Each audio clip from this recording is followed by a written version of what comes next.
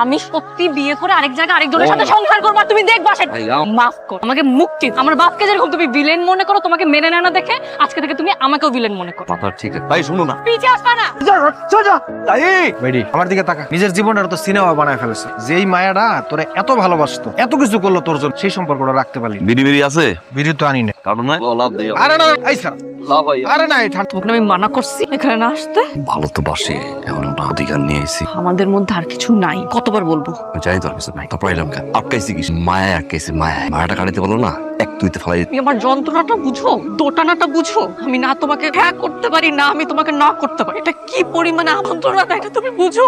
আমি শেষবার চেষ্টা করতে চাই আমার ফিরে, আমার শেষটা করতে পারতেছি। আমার যন্ত্রণা লাগে না, আমার কেউ নেই পাশে, আমার আমি একলা। আমার পক্ষে আর সম্ভব না, আমাদের মধ্যে সব শেষ। ঠিক আছে, থাকার দরকার নাই। এটা একটা আমার গাছ ছুঁয়ে কো না, তুমি অন্য কারো একটু কো। 9 বছর থাকছি তাই, 9টা বছর থাকছি, একটা বার কো না আমার গাড়া ছুঁয়ে কো। গাড় সালাম। তুমি এখানে কেন? বললাম ইরান নাকি বড় একটা মিসাইল চার্জ দেখতে এলাম, বাড়িতে পড়ছে নি আমরা, বললে জানাইয়েন ফোন দিয়া।